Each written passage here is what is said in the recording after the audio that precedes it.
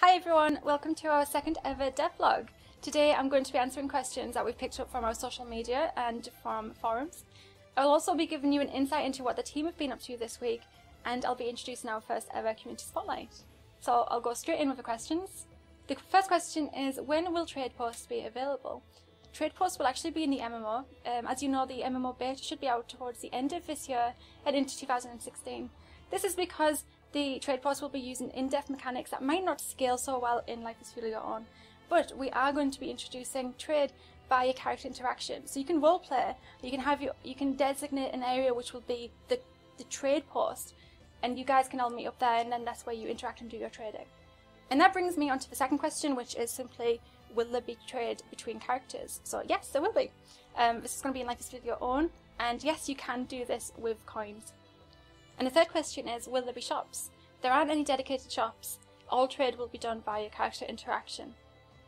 But you could be a carpenter or a blacksmith, and you can get people to come to a particular area, and you can do your trade there, so you can roleplay that you have your own shops.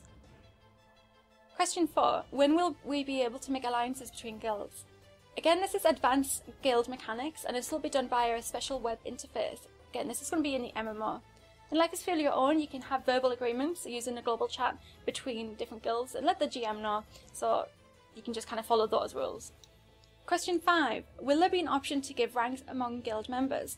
So, for example, you might have the king who can do everything, or maybe a captain who can do most things, open and shut doors and open crates, for example, and maybe a soldier who can only open and close doors. So actually, guilds weren't actually supposed to be in Life is Feudal Your Own, but due to player demand, we knew we had to do that for you guys. But some of the systems are really advanced and may not be able to scale well on Life is Feudal Your Own. So yes, this will be available in the MMO.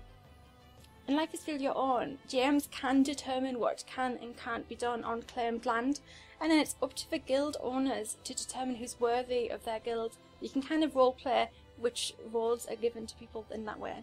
Question 6. When will there be an option to force items to refresh in and out of the game environment while the server is active?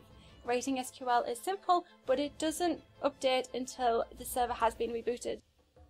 We'll probably be looking into this post-release of the MMO. As you said in the question, writing SQL is pretty simple, and hopefully the players on a modded server will be understanding if you do need to reboot. And lastly, how old is Boris?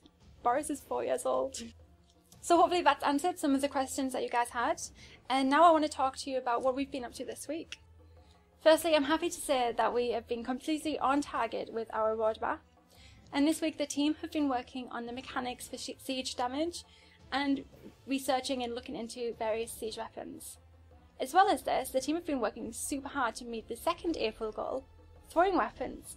So prepare yourself for the end of April, where we'll be introducing the blueprints for naphtha grenades. The art guys have also been working on some new character models and new GUIs. If you weren't aware, we have a suggestions page on our website where you guys can come on and submit, vote for and discuss suggestions for the game.